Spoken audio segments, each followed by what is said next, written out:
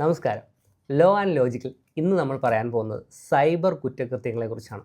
അതും സാമ്പത്തിക സൈബർ കുറ്റകൃത്യങ്ങളെക്കുറിച്ച്.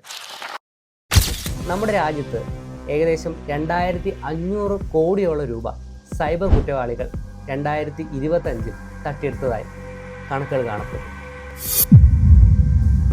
ഈ കേസുകൾ റിപ്പോർട്ട് ചെയ്യുന്ന സമയത്ത് വളരെയധികം ആശങ്കപ്പെടുത്തുന്ന കാര്യങ്ങൾ നമ്മുടെ ശ്രദ്ധയിൽപ്പെട്ടിട്ടുണ്ട്. ഇത്തരം തട്ടിപ്പുകാർ ഈ സാമ്പത്തിക തട്ടിപ്പിനായി ഉപയോഗിക്കുന്നത് നമ്മുടെ സാധാരണ വിദ്യാർത്ഥികളുടെയും സാധാരണക്കാരുടെയും ബാങ്ക് അക്കൗണ്ടുകളാണ്.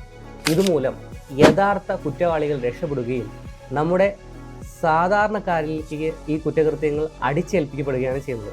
അതായത് അവർ പോലും അറിയാതെ ആ കുറ്റകൃത്യത്തിൽ അവരേർപ്പെടുന്നു. ഇനി ഇതുമൂലം ഉണ്ടാകുന്ന ദോഷങ്ങൾ എന്താണെന്നല്ലേ?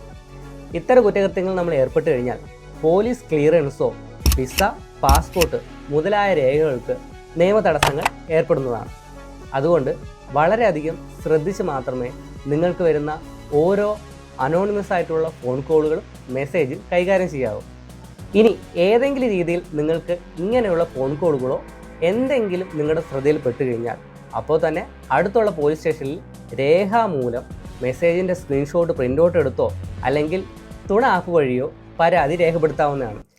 ഇതിലൂടെ നിങ്ങളുടെ സുരക്ഷ നിങ്ങൾ തന്നെ ഉറപ്പുവരുത്താം. അപ്പോൾ KYC അപ്ഡേറ്റ് ചെയ്യാനായി പറഞ്ഞ് ഏത് വ്യാജ കോളുകൾ വന്നാലും സൂക്ഷിക്കണം. അപ്പോൾ ലോ സംബന്ധമായ അപ്ഡേറ്റുകൾ ലഭിക്കുന്നതിനായി പേജ് ഒന്ന് സബ്സ്ക്രൈബ് ചെയ്യാൻ മറക്കരുത് കേട്ടോ.